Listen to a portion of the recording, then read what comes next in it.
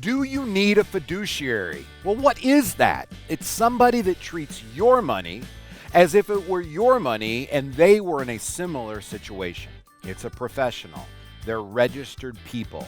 And in my case, registered by the SEC, the Securities and Exchange Commission, registered investment advisor. We take care of more than $600 million for family in more than 30 states across this country. And we take care of their money as if it were our money and we were in similar situations. Each person is unique, each with the same objective, though, of doing the best for what they've got in their particular situation. If you're looking to hire a fiduciary, go to yourlifeafterwork.com or call 800-928-4001.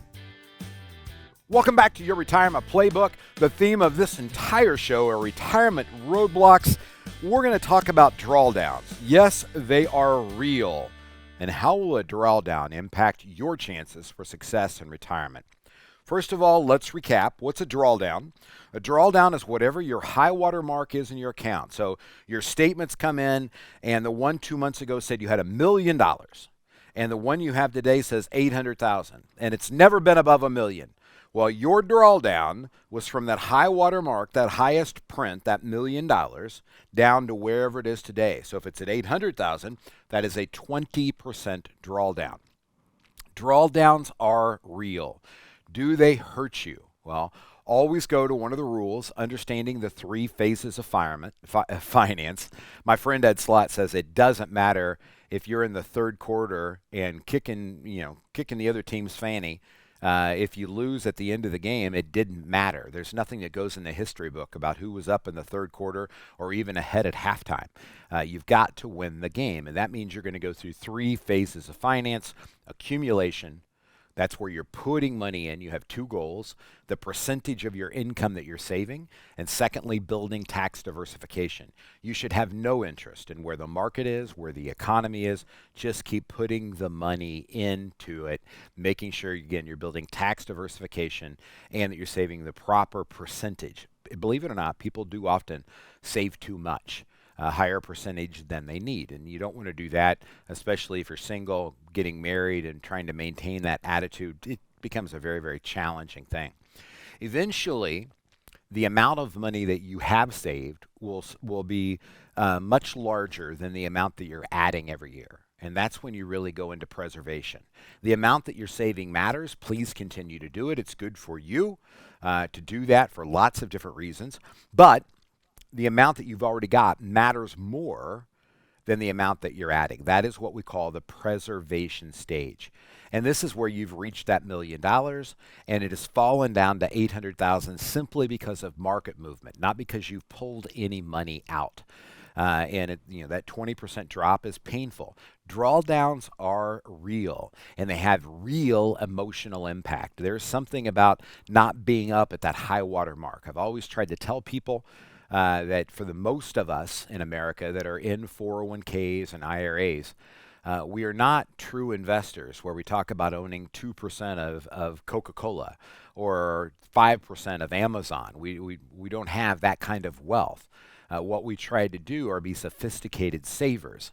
And the money that we have allocated to the market, we have there because we believe over a period of time it will outperform a CD or it will outperform cash in a mattress.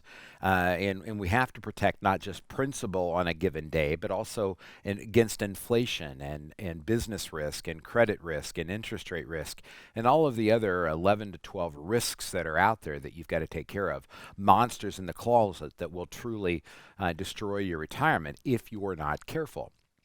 So let's understand compound interest. This is one of those things I think is critical to try to explain to your children right now, especially as it applies to inflation, to try to get them an understanding of what goes on. They won't understand it in terms of inflation, but they may indeed understand it in terms of income, in terms of how this all works. Now, Einstein allegedly on his deathbed, I wasn't there to record it, contrary to popular opinion. I was not there, but I think it's important to catch this. He said he's not sure what the 7 wonders of the world was, but the 8th was clearly compound interest. Compound interest is when you have $100 and let's say you earn 6% interest. So at the end of that first year, you have $106.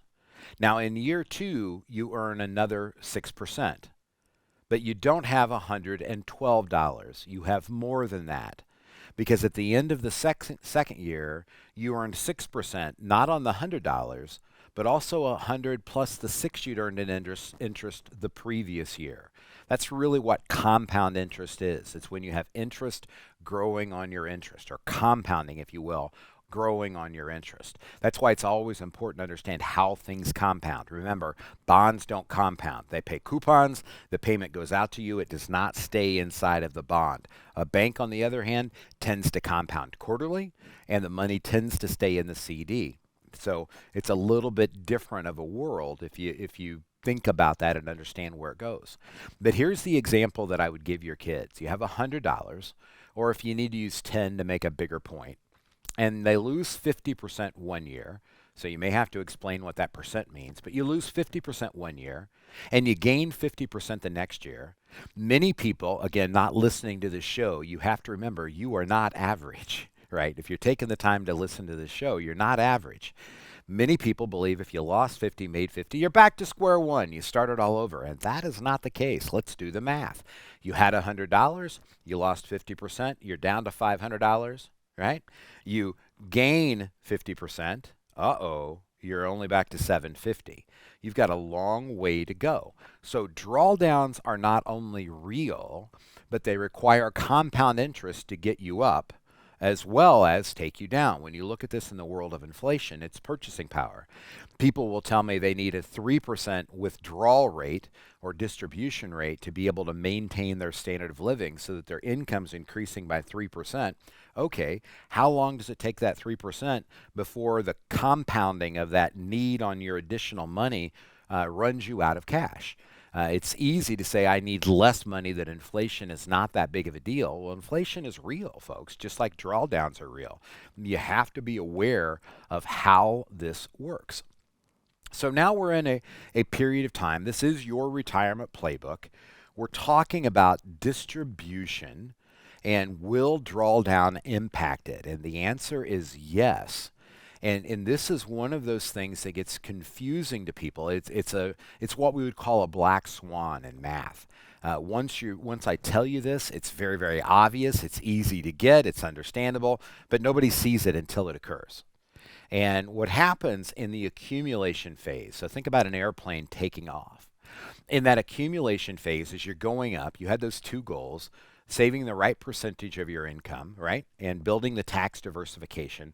That means using some money that was tax deferred, like IRAs or 401ks, some money that was tax free, like a Roth IRA or Roth 401k, and some money that was after tax, where you pay the taxes today and you just have it in an account that's easily accessible, right?